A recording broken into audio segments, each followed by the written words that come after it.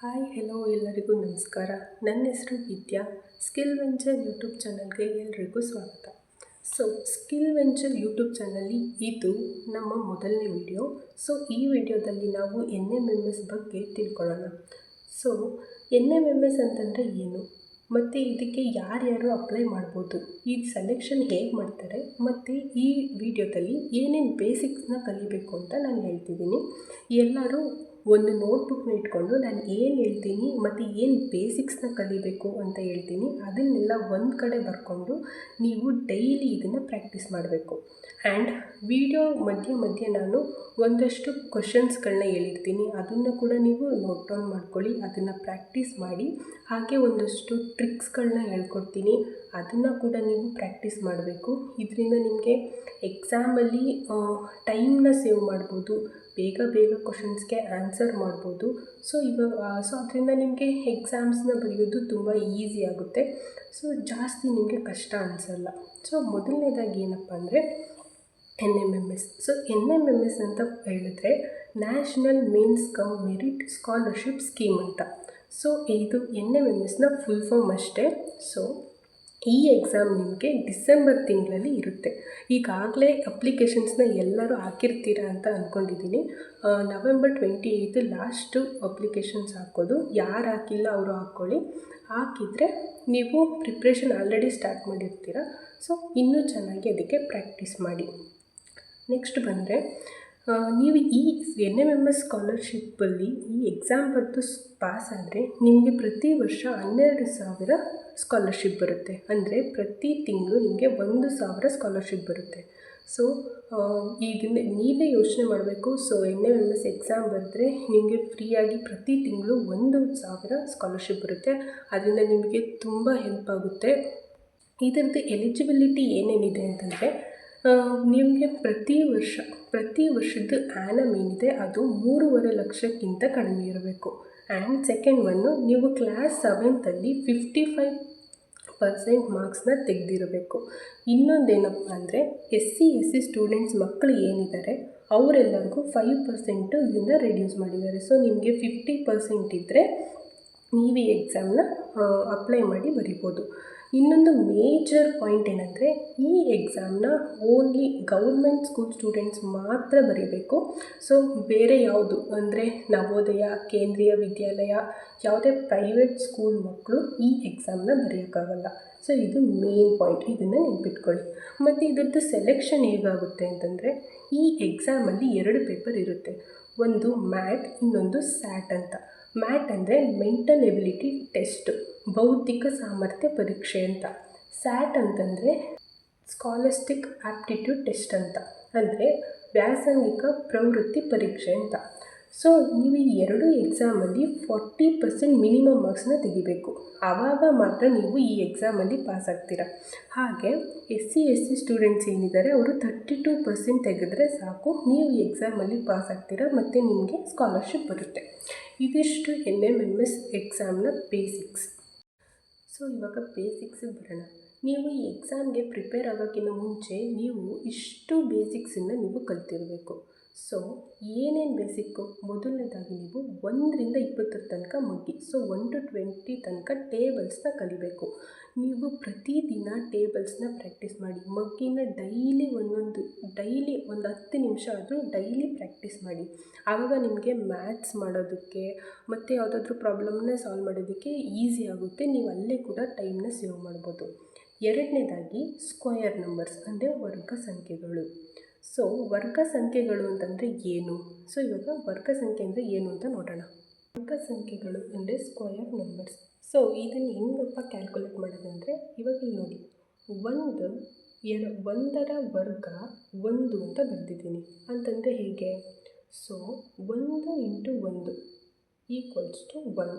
ಅಂದರೆ 1ನ್ನು 2 ಸರಿ ಗುಣಿಸಿದ್ರೆ ಎಷ್ಟು ಬರುತ್ತೆ ಅದೇ ವರ್ಗ ಸಂಖ್ಯೆಗಳು. ಇವಾಗ ನೋಡಿ, 2ರ ವರ್ಗ 4 ಅಂತ ಇದೆ. ಅಂದ್ರೇನು? 2 × 2. ಈ 2ನ್ನು ಏನಿದೆ ಅದನ್ನು 2 ಸತಿ ಗುಣಿಸ್ಬೇಕು ಅಂತ. 2 × 2 ಏನು ಬರುತ್ತೆ? 4 ಬರುತ್ತೆ. ಹಾಗೆಯೇ ಈಗ 3 ಸ್ಕ್ವಯರ್, 3ರ ವರ್ಗ ಏನು? ಅಂದ್ರೇನು 3ನ್ನ 2 ಸತಿ ಗುಣಿಸ್ಬೇಕು ಅಂತ. ಅಂದರೆ 3 ಇಂಟು 3 ಎಷ್ಟು? 3 3 9. ಸೊ 3 3 9. ಸೊ ಹೀಗೆ 1ರಿಂದ 20 ತನಕ ಇಲ್ಲಿ ನಾನು ಕೊಟ್ಟಿದ್ದೀನಿ. ಈಗ ವಿಡಿಯೋನ ನೀವು ಸ್ಟಾಪ್ ಮಾಡಿಬಿಟ್ಟು ಇದಿಷ್ಟು ನಂಬರ್ಸ್ನ ಬರ್ಕೊಂಡು ಇದನ್ನು ನೀವು ಪ್ರಾಕ್ಟೀಸ್ ಮಾಡಬೇಕು. ಆವಾಗ ನಿಮಗೆ ಮ್ಯಾಥ್ಸಲ್ಲಿ ಪ್ರಾಬ್ಲಮ್ಸ್ ಮಾಡಬೇಕಾದ್ರೆ ಸ್ವಲ್ಪ ಆವಾಗ ನೀವು ಅಲ್ಲೂ ಕೂಡ ಟೈಮನ್ನು ಸೇವ್ ಮಾಡ್ಬೋದು. ಸೊ ಇದನ್ನು 1 to 20 ತನಕ ಬರ್ಕೊಂಡು ಇದನ್ನಿಷ್ಟನ್ನು ಪ್ರಾಕ್ಟೀಸ್ ಮಾಡಿ. ಇದು ವರ್ಗ ಸಂಖ್ಯೆಗಳು. ಇವಾಗ ಟೇಬಲ್ಸ್ ಆಯಿತು, ಸ್ಕ್ವೇರ್ ನಂಬರ್ಸ್ ಆಯಿತು. ನೆಕ್ಸ್ಟು ಘನ ಸಂಖ್ಯೆಗಳು ಅಂದರೆ ಕ್ಯೂಬ್ ನಂಬರ್ಸ್. ಇದನ್ನು ನೀವು 1ರಿಂದ 10 ತನಕ ಕಲಿತ್ರೆ ಸಾಕು. ಸೊ ಇವಾಗ ಘನ ಸಂಖ್ಯೆಗಳು ಅಂದರೆ ಏನು ಅಂತ ನೋಡೋಣ. ಸೊ ಘನ ಸಂಖ್ಯೆಗಳು ಅಂತಂದರೆ ಕ್ಯೂಬ್ ನಂಬರ್ಸ್. ಇದನ್ನು ಹೆಂಗೆ ನಾವು ಬರಿತೀವಿ ಅಂತಂದರೆ, ಇವಾಗ 1ರ ಘನ ಈಕ್ವಲ್ಸ್ ಟು 1 ಅಂತ ಬರೆದಿದ್ದೀವಿ. ಅಂದರೆ ಏನು? ಇವಾಗ ನಾವು ಆವಾಗಲೇ ಮಾಡಿದ್ವಿ 1ರ ವರ್ಗ 1 ಅಂತ. ಅಂದರೆ ಏನು ಮಾಡಿದ್ವಿ? 1ರಿಂದ 2 ಸತಿ ಗುಣಿಸಿ ಬರೆದ್ವಿ. ಅದೇ ಥರ 1ರ ಘನ ಅಂತಂದರೆ ಇಲ್ಲಿ 3 ಇದೆ ಅಲ್ಲ, ಸೊ ಇದನ್ನು 3 ಸತಿ ಗುಣಿಸ್ಬೇಕು ಅಂತ ಅಷ್ಟೇ. ಸೊ 1 1 1. ಸೊ ಇದು 3 ಸತಿ 1ನ್ನು ಗುಣಿಸಿದ್ರೆ ಎಷ್ಟು ಬರುತ್ತೆ? 1 1 1ಲಿ 1 ಬರುತ್ತೆ. ಸೊ ಮತ್ತು 1 ಇಂಟು 1 ಅದನ್ನು 1 ಬರುತ್ತೆ. ಸೊ 1ರ ಘನ 1 ಅಂತ. ನೆಕ್ಸ್ಟು ಈಗ ಅದೇ ಥರ 2ನ್ನ ಮಾಡೋಣ. 2ರ ಘನ ಎಷ್ಟು? 2ನ್ನ 3 ಸತಿ ಗುಣಿಸ್ಬೇಕು ಅಂತ. 2 ಇಂಟು 2 ಇಂಟು 2 ಈಕ್ವಲ್ಸ್ ಟು ಎಷ್ಟು ಬರುತ್ತೆ? 2 2ಲಿ ಎಷ್ಟು? 4. 2 2 4. ನೆಕ್ಸ್ಟು ಈ 4 ಇಂಟು 2 ಮಾಡಿದ್ರೆ ಎಷ್ಟು? 4 2 8. 4 2 8. ಸೊ ಅಷ್ಟೇ, 2ರ ಘನ ಬಂದು 8 ಆಗಿರುತ್ತೆ. ಅದೇ ಥರ ಇಲ್ಲಿ 1ರಿಂದ 10 ತನಕ ನಾನು ಕೊಟ್ಟಿದ್ದೀನಿ. ಈಗ ಇವಾಗಲೂ ವೀಡಿಯೋನ ನೀವು ಆಫ್ ಮಾಡಿಬಿಟ್ಟು ಈ 1ರಿಂದ 10 ತನಕ ನಂಬರ್ಸ್ಗಳನ್ನ ಬರ್ಕೊಂಡು ನೀವು ಇದನ್ನು ಕೂಡ ಪ್ರಾಕ್ಟೀಸ್ ಮಾಡಿ. ಇವಾಗ ಇದೆಲ್ಲ ನಿಮಗೆ ಈ ಘನ ಸಂಖ್ಯೆಗಳು, ವರ್ಗ ಸಂಖ್ಯೆಗಳು, ಮಗ್ಗಿ, ಇನ್ನು ಬೇಸಿಕ್ಸ್ ಏನಿದೆ ಇದೆಲ್ಲನೂ ನೀವು ನೀಟಾಗಿ ಕ್ಲೀನಾಗಿ ಕಲ್ತ್ಕೊಂಡ್ರೆ ಆವಾಗ ನಿಮಗೆ ಲೆಕ್ಕಗಳು ಮಾಡಬೇಕಾದ್ರೆ, ಪ್ರಾಬ್ಲಮ್ಸ್ನ ಸಾಲ್ವ್ ಮಾಡಬೇಕಾದ್ರೆ ಏನೂ ಪ್ರಾಬ್ಲಮ್ ಆಗೋಲ್ಲ. ನೀವು ಈಸಿಯಾಗಿ ಪ್ರಾಬ್ಲಮ್ಸ್ನ ಸಾಲ್ವ್ ಮಾಡ್ಬೋದು. ಸೊ ಇವಾಗ ಈ ಘನ ಸಂಖ್ಯೆಗಳು ಕೂಡ ಆಯಿತು. ಇವಾಗ ನೆಕ್ಸ್ಟ್ ಏನಿದೆ? ಡೈರೆಕ್ಷನ್ಸ್ ಅಂದರೆ ದಿಕ್ಕುಗಳು. ಸೊ ಇವಾಗ ದಿಕ್ಕುಗಳು ಹಾಗೆ ನೆಕ್ಸ್ಟು ಆಕೃತಿಗಳಿದೆ. ಇವೆರಡನ್ನ ಇವಾಗ ನೋಡೋಣ. ಸೊ ಇಲ್ಲಿ ನೋಡಿ, ಇಲ್ಲಿ ದಿಕ್ಕುಗಳು ಅಂದರೆ ಡೈರೆಕ್ಷನ್ಸು ಇಲ್ಲಿ ನಾನು ಕೊಟ್ಟಿದ್ದೀನಿ, ಇಲ್ಲಿ ಬರೆದಿದ್ದೀನಿ. ಇವಾಗಲೂ ಕೂಡ ನೀವು ವಿಡಿಯೋನ ಆಫ್ ಮಾಡಿಬಿಟ್ಟು ಇದನ್ನು ಬರ್ಕೊಂಡು ಇದನ್ನು ನೀವು ಪ್ರಾಕ್ಟೀಸ್ ಮಾಡಿ. ಆವಾಗ ನಿಮಗೆ ಈ ಥರ ಡೈರೆಕ್ಷನ್ಸ್ದು ಕ್ವಶನ್ಸು ಕೂಡ ಮುಂದೆ ಬರುತ್ತೆ, ನಿಮಗೆ ಮೆಂಟಲ್ ಎಬಿಲಿಟಿ ಟೆಸ್ಟಲ್ಲಿ ಬರುತ್ತೆ. ಸೊ ಆವಾಗ ನೀವು ಅದನ್ನು ಸಾಲ್ವ್ ಮಾಡೋದಕ್ಕೆ ಇದು ನಿಮಗೆ ಹೆಲ್ಪ್ ಆಗುತ್ತೆ. ಸೊ ಒಂದು ಸರಿ ಓದ್ತೀನಿ ನೋಡ್ಕೊಳ್ಳಿ. ಉತ್ತರ ನಾರ್ತು, ದಕ್ಷಿಣ ಸೌತು, ವೆಸ್ಟು ಪಶ್ಚಿಮ, ಈಸ್ಟು ಪೂರ್ವ, ಹಾಗೆ ವಾಯುವ್ಯ ಅಂದರೆ ನಾರ್ತ್ ವೆಸ್ಟು, ಈಶಾನ್ಯ ಬಂದು north is to, next south East ಅಂತ ಬಂದರೆ ಆಗ್ನೇಯ ಬರುತ್ತೆ, ನೈಋತ್ಯ ಅಂತಂದರೆ ಸೌತ್ ವೆಸ್ಟು. ಸೊ ಈ ದಿಕ್ಕುಗಳನ್ನ ನೀವು ಬರ್ಕೊಂಡು ಇದನ್ನು ಪ್ರಾಕ್ಟೀಸ್ ಮಾಡಿ. ನೆಕ್ಸ್ಟ್ ನಾವೀಗ ಆಕೃತಿ ಬಗ್ಗೆ ನೋಡೋಣ. ಆಕೃತಿಗಳಲ್ಲಿ ನೋಡಿ, ಇದಿಷ್ಟು ಬೇಸಿಕ್ಕು ಆಯಿತಾ. ಇದಿಷ್ಟು ಆಕೃತಿಗಳನ್ನು ನೀವು ಬರ್ಕೊಂಡು ಯಾವ್ದ್ಯಾವುದು ಅಂತ ನೋಡಿಕೊಂಡು ನೀವು ತಿಳ್ಕೊಬೇಕು ಆಯಿತಾ. ಫಸ್ಟು ಇದು ಚೌಕ, 4 ಬಾಹುಗಳಿದೆ ಅಲ್ಲ, ಇದು ಚೌಕ. ಇದು ವೃತ್ತ, ಎಲ್ರಿಗೂ ಗೊತ್ತಿರುತ್ತೆ. ಇದು ಆಯತ, ಇದೇನು ವಿರುದ್ಧ ಬಾಹುಗಳೇನಿದೆ ಅದು ಸಮವಾಗಿರುತ್ತೆ ನೋಡಿ. ಇವೆರಡು ಸಮವಾಗಿದೆ ಮತ್ತು ಇವೆರಡು ಸಮವಾಗಿದೆ. ಇದು ಆಯತ. ಅಂಡಾಕೃತಿ, ಇದು ಸ್ತಂಭಾಕೃತಿ, ಇದು ತ್ರಿಭುಜ, ಷಟ್ಭುಜಾಕೃತಿ, ಶಂಖಾಕೃತಿ, ಪಟ್ಟಕ, ಘನ, ಇದು ಚೌಕ ಘನ, ಇದು ಆಯತ ಘನ. ಸೊ ಘನದಲ್ಲಿ ನೀವು ನೋಡ್ಬೋದು, ಇಲ್ಲೊಂದು ಚೌಕ ಘನ ಹಾಗೆ ಇದು ಆಯತ ಘನ. ನೆಕ್ಸ್ಟು ಅರ್ಧವೃತ್ತ, ಇನ್ನೊಂದು ಅಷ್ಟಭುಜಾಕೃತಿ, ಹಾಗೆ ಲಾಸ್ಟು ಪಿರಮಿಡ್. ಇವಿಷ್ಟು ಆಕೃತಿಗಳನ್ನು ನೀಟಾಗಿ ನೋಡಿಕೊಂಡು ಇದನ್ನು ಕಲಿತ್ಕೊಳ್ಳಿ. ಇದು ಕೂಡ ನಿಮಗೆ ಮೆಂಟಲ್ ಎಬಿಲಿಟಿ ಟೆಸ್ಟಲ್ಲೇ ಬರುತ್ತೆ. ಸೊ ಆವಾಗ ನೀವು ಇದನ್ನು ಸಾಲ್ವ್ ಮಾಡೋದಕ್ಕೆ ಇವೆಲ್ಲ ಬೇಕಾಗುತ್ತೆ. ನಿಮಗೆ ಎಲ್ಲ ಆಕೃತಿಗಳು ಗೊತ್ತಿರಬೇಕು. ಇದನ್ನು ನೀವು ಬರ್ಕೊಂಡು ಒಂದು ಕಡೆ ಇದನ್ನು ನೋಡ್ಕೊಳ್ಳಿ. ಸೊ ಇವಾಗ ನಾವು ಡೈರೆಕ್ಷನ್ಸ್ ಆಯಿತು, ಅಂದರೆ ದಿಕ್ಕುಗಳು ಆಯಿತು, ನೆಕ್ಸ್ಟು ಆಕೃತಿಗಳು ಕೂಡ ಆಯಿತು. ನೆಕ್ಸ್ಟ್ ನಮಗೇನಿದೆ? ಸಮ ಸಂಖ್ಯೆಗಳು, ಬೆಸ ಸಂಖ್ಯೆಗಳು, ಅವಿಭಾಜ್ಯ ಸಂಖ್ಯೆಗಳು, ಭಾಜ್ಯ ಸಂಖ್ಯೆಗಳು. ಸೊ ಇವಾಗ ಈ 4ನ್ನು ನಾವು ಕೊನೆಯದಾಗಿ ನೋಡೋಣ. ಸೊ ಇಲ್ಲಿ ನೋಡೋದಾದರೆ ಇಲ್ಲಿ ಮೊದಲು ಸಮ ಸಂಖ್ಯೆಗಳಿದೆ, ಆಮೇಲೆ ಬೆಸ ಸಂಖ್ಯೆಗಳಿದೆ, ಮತ್ತು ಇನ್ನೊಂದು ಅವಿಭಾಜ್ಯ ಸಂಖ್ಯೆಗಳಿದೆ. ಸೊ ಸಮಸಂಖ್ಯೆ ಅಂತಂದರೆ ಏನು ಅಂತಂದರೆ ಸಮಸಂಖ್ಯೆದಲ್ಲಿ ನೋಡಿ 2, 4, 6, 8, 10, 12, 14, 16, 18, 20 ಈ ಸಂಖ್ಯೆಗಳೇನಿದೆ ಇವೆಲ್ಲವೂ ಸಮಸಂಖ್ಯೆಗಳು. ಇದು 1ರಿಂದ 20 ತನಕ ಬರ್ತಿದ್ದೀನಿ. ಹಾಗೆ ನೀವು 20ರಿಂದ ನೆಕ್ಸ್ಟು 21ರಿಂದ 100 ತನಕ 21ರಿಂದ 100 ತನಕ ಯಾವ್ಯಾವ ಸಮಸಂಖ್ಯೆಗಳು ಬರುತ್ತೆ ಅದನ್ನೆಲ್ಲ ನೀವು ಬರೀರಿ. ನೆಕ್ಸ್ಟು ಬೆಸ ಸಂಖ್ಯೆಗಳು ಅಂತಂದರೆ ಯಾವ್ದು ಬರುತ್ತೆ? 1, 3, 5, 7, 9, 11, 13, 15, 17, 19 ಅಂದರೆ ಸಮಸಂಖ್ಯೆಗಳು ಏನಿದೆ ಇದಿಷ್ಟು ಬಿಟ್ಟರೆ ಅವೆಲ್ಲ ಬೆಸ ಸಂಖ್ಯೆಗಳು. ಇಲ್ಲಿ ನಾನು 20ರ ತನಕ ಬರೆದಿದ್ದೀನಿ. ನೆಕ್ಸ್ಟ್ ನೀವು 21ರಿಂದ 100 ತನಕ ಇರೋ ಬೆಸ ಸಂಖ್ಯೆಗಳನ್ನ ಬರೀರಿ. ನೆಕ್ಸ್ಟ್ ಬಂದರೆ ಅವಿಭಾಜ್ಯ ಸಂಖ್ಯೆಗಳು. ಸೊ ಅವಿಭಾಜ್ಯ ಸಂಖ್ಯೆಗಳು ಒಂದೇನಪ್ಪ ಅಂದರೆ ಏನು? ಸೊ ಇವಾಗ ನೋಡಿ, ಇಲ್ಲಿ 2, 3, 5, 7, 11, 13, 17, 19 ಇಷ್ಟು ಸಂಖ್ಯೆಗಳು ಅವಿಭಾಜ್ಯ ಸಂಖ್ಯೆಗಳು ಅಂತ ನಾನು 1ರಿಂದ 20 ತನಕ ಬರೆದಿದ್ದೀನಿ ಅಲ್ವಾ? ಸೊ ಏನು? ಸೊ ಇವಾಗ 2ನ್ನ ತಗೊಳ್ಳೋಣ. ಈಗ 2 ಹೆಂಗೆ ಅವಿಭಾಜ್ಯ ಸಂಖ್ಯೆ ಆಗುತ್ತೆ ಅಂತಂದರೆ, ಈ 2 1 ಮತ್ತು ಅದೇ ಸಂಖ್ಯೆ 2ರಿಂದಲೇ ಭಾಗ ಆಗಬೇಕು. ಇವೆರಡು ಸಂಖ್ಯೆಯಿಂದ ಬಿಟ್ಟು ಬೇರೆ ಯಾವ ನಂಬರಿಂದಲೂ ಇದು ಭಾಗ ಆಗಬಾರ್ದು. ಈ 2 ಸಂಖ್ಯೆಯಿಂದ ಮಾತ್ರ ಅದು ಭಾಗ ಆದರೆ ಅದು ಅವಿಭಾಜ್ಯ ಸಂಖ್ಯೆ. ಅಂತಂದರೆ ಯಾವುದೇ ನಂಬರ್ ತಗೊಂಡ್ರೆ ನಾವು 1ರಿಂದ ಭಾಗ ಆಗಬೇಕು, ಇಲ್ಲ ಅಂತಂದರೆ ಅದೇ ಸಂಖ್ಯೆಯಿಂದ ಅದು ಭಾಗ ಆಗಬೇಕು. ಗೊತ್ತಾಯ್ತಾ? ಸೊ 1ರಿಂದ ಭಾಗ ಆಗಬೇಕು ಮತ್ತು ಅದು ಅದೇ ಸಂಖ್ಯೆಯಿಂದ ಭಾಗ ಆಗಬೇಕು. ಅವೆಲ್ಲವೂ ಅವಿಭಾಜ್ಯ ಸಂಖ್ಯೆಗಳಾಗುತ್ತೆ. ಈಗ ನೋಡಿ 3 ಇದೆ. 3 ಸೊ ಇವಾಗ ನೋಡಿ 3 ಏನಿದೆ?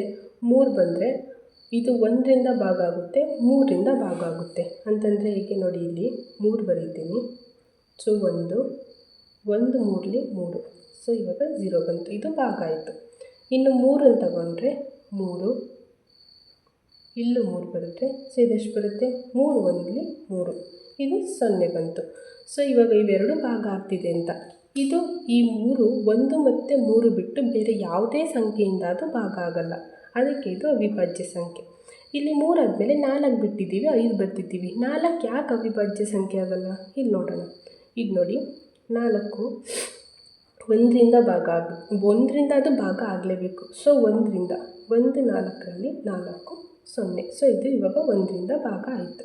ನೆಕ್ಸ್ಟ್ ನೋಡಿ, ಇವಾಗೇನು ಅವಿಭಾಜ್ಯ ಸಂಖ್ಯೆ ಅಂತಂದರೆ ಅದು ಇವಾಗ ನಾವು 4ನ್ನ ತಗೊಂಡಿದ್ದೀವಿ ಅಂದರೆ ಅದು 1ರಿಂದ ಭಾಗ ಆಗಬೇಕು ಮತ್ತು 4ರಿಂದ ಮಾತ್ರ ಭಾಗ ಆಗಬೇಕು. ಬೇರೆ ಯಾವುದೇ ಸಂಖ್ಯೆಯಿಂದ ಅದು ಭಾಗ ಆಗಬಾರ್ದು. ಅದು ಭಾಗ ಆದರೆ ಅದು ಬಂದು ಭಾಜ್ಯ ಸಂಖ್ಯೆ ಆಗಿಬಿಡುತ್ತೆ. ಸೊ ಇವಾಗ ನೆಕ್ಸ್ಟ್ ನೋಡೋಣ. 1 ಆಯಿತು. ನೆಕ್ಸ್ಟು 2ರಿಂದ ನೋಡೋಣ. 2ರಿಂದ ಭಾಗ ಆಗುತ್ತಾ? ಸೊ ಆಗುತ್ತೆ. 2 2ಲಿ 4 0. ಸೊ ಇದು ಬೇರೆ ನಂಬರಿಂದ ಕೂಡ ಭಾಗ ಆಗೋಯ್ತು. ಸೊ ಇವಾಗ ಇದು ಅವಿಭಾಜ್ಯ ಸಂಖ್ಯೆ ಆಗುತ್ತಾ? ಆಗಲ್ಲ. ಸೊ ಇವಾಗ ಏನಿದು? ಇದು 4 ಬಂದುಬಿಟ್ಟು ಭಾಜ್ಯ ಸಂಖ್ಯೆ ಆಗುತ್ತೆ. ಗೊತ್ತಾಯ್ತಲ್ವಾ? ಸೊ ಇದು ಅವಿಭಾಜ್ಯ ಸಂಖ್ಯೆ, ಇವೆಲ್ಲ ಭಾಜ್ಯ ಸಂಖ್ಯೆ. ಸೊ ಈ ಥರ ನೀವು ಇಲ್ಲಿ ನಾನು 1ರಿಂದ 20 ತನಕ ಕೊಟ್ಟಿದ್ದೀನಿ. ನೀವು ಮತ್ತೆ 21ರಿಂದ 100 ತನಕ ಬರೋ ಅವಿಭಾಜ್ಯ ಸಂಖ್ಯೆಗಳನ್ನ ಬರೀರಿ. ಅದೇ ರೀತಿ 1ರಿಂದ 100 ತನಕ ಬರೋ ಭಾಜ್ಯ ಸಂಖ್ಯೆಗಳನ್ನ ಕೂಡ ನೀವು ಬರೀರಿ. ಇವಾಗ ಏನೇನು 21ರಿಂದ 100 ಬರೋ ಸಮಸಂಖ್ಯೆಗಳು, 21ರಿಂದ 100 ತನಕ ಬರೋ ಬೆಸ ಸಂಖ್ಯೆಗಳು, 21ರಿಂದ 100ರಲ್ಲಿ ಬರೋ ಅವಿಭಾಜ್ಯ ಸಂಖ್ಯೆಗಳು, ಅದೇ ರೀತಿ 1ರಿಂದ 100 ತನಕ ಬರೋ ಭಾಜ್ಯ ಸಂಖ್ಯೆಗಳು. ಇದಿಷ್ಟನ್ನು ನೀವು ಬರಿಬೇಕು. ಸೊ ಇಲ್ಲಿಗೆ NMMSನ ಮೊದಲನೇ ಕ್ಲಾಸ್ ಮುಗಿದಿದೆ. ಸೊ ಇದರಲ್ಲಿ ನಾವು ಏನೇನು ಬೇಸಿಕ್ಸು ಮೊದಲು ಗೊತ್ತಿರಬೇಕು ಅಂತ ತಿಳ್ಕೊಂಡಿದ್ದೀವಿ. ನೀವು ಅದನ್ನೆಲ್ಲ ಬರ್ಕೊಂಡಿದ್ದೀರ ಅಲ್ವಾ? ಸೊ ಅದನ್ನೆಲ್ಲ ನೀವು ದಿನ ಪ್ರಾಕ್ಟೀಸ್ ಮಾಡಿ. ಸೊ ಅದರಿಂದ ನಿಮಗೆ ಎಕ್ಸಾಮ್ಸ್ಗೆ ಹೆಲ್ಪ್ ಆಗುತ್ತೆ. ಮತ್ತು ಇನ್ನೊಂದು ಏನಂತಂದರೆ, ಇದರಿಂದ ನಾನು ಪ್ರತಿದಿನ ನಿಮಗೆ ವೀಡಿಯೋಗಳನ್ನ ಹಾಕ್ತೀನಿ. ಪ್ರತಿಯೊಂದು ಇವಾಗ ಮ್ಯಾಟ್ ಮತ್ತು ಸ್ಯಾಟ್ ಅಂತ ಇದೆ ಅಲ್ವಾ? ಸೊ ನಾನು ಮೊದಲಿಗೆ ಮೆಂಟಲ್ ಎಬಿಲಿಟಿ ಟೆಸ್ಟು ಈ ಪೇಪರ್ನ ಏನೇನು ಓದಬೇಕು ಅಂತ ಪ್ರತಿಯೊಂದು ಲೆಸನ್ನು ಕೂಡ ನಾನು ವೀಡಿಯೋ ಮಾಡಿ ಹಾಕಿರ್ತೀನಿ. ನೀವು ಎಲ್ಲ ವೀಡಿಯೋನು ನೋಡಿ. ಹಾಗೆ ಅದರಲ್ಲಿ ಮಧ್ಯೆ ನಾನು ಒಂದಷ್ಟು ಕ್ವಶನ್ಸ್ಗಳನ್ನ ಕೊಟ್ಟಿರ್ತೀನಿ. ಅದನ್ನು ನೀವೇ ಕೂಡ ಸಾಲ್ವ್ ಮಾಡಬೇಕು. ಗೊತ್ತಾಗಿಲ್ಲ ಅಂದರೆ ನೀವು ಕಮೆಂಟ್ ಮಾಡಿರಿ, ನಾನು ಅದನ್ನು ನಿಮಗೆ ನೆಕ್ಸ್ಟ್ ವೀಡಿಯೋದಲ್ಲಿ ಹೇಳ್ಕೊಡ್ತೀನಿ. ಇದಿಷ್ಟು ಮ್ಯಾಟ್ ಬಗ್ಗೆ. ಇನ್ನು ಸ್ಯಾಟ್ ಬಗ್ಗೆ ಅಂತಂದರೆ ಆಗಲೇ ಹೇಳ್ದಂಗೆ ನೀವು 3 ಸಬ್ಜೆಕ್ಟ್ ನಿಮ್ಮ 7th ಸಿಲೆಬಸ್ ಏನಿದೆ ಅದನ್ನು ನೀವು ಓದಬೇಕು. ಸಾಧ್ಯ ಆದರೆ ಅದನ್ನು ಕೂಡ ನಾನು ವೀಡಿಯೋ ಮಾಡಿ ಹೇಳ್ಕೊಡ್ತೀನಿ. ನೀವು ಇವಾಗ ಮ್ಯಾಟ್ ಬಗ್ಗೆ ಇದನ್ನು ಕಂಪ್ಲೀಟ್ ನೋಡಿ. ನಾನು ಮಧ್ಯೆ ನಿಮಗೆ ಒಂದಷ್ಟು ಟ್ರಿಕ್ಸ್ಗಳನ್ನ ಕೂಡ ಹೇಳ್ಕೊಡ್ತೀನಿ. ನೀವು ಅದನ್ನು ಕೂಡ ನೋಡ್ಕೊಳ್ಳಿ. ಅದರಿಂದ ನಿಮಗೆ ಟೈಮ್ ಸೇವ್ ಆಗುತ್ತೆ. ಹಾಗೆ ಬೇಗ ನೀವು ಎಕ್ಸಾಮ್ಸ್ನ ಬರಿಬೋದು, ಪಾಸ್ ಕೂಡ ಆಗ್ಬೋದು. ಸೊ ಇಲ್ಲಿ ತನಕ ವೀಡಿಯೋ ನೋಡಿದ್ದಕ್ಕೆ ಥ್ಯಾಂಕ್ಸ್. ಹಾಗೆ ಎಲ್ಲ ವೀಡಿಯೋನು ನೋಡ್ತಾಯಿರಿ ಆ್ಯಂಡ್ ಸಬ್ಸ್ಕ್ರೈಬ್ ಮಾಡಿ. Thank you.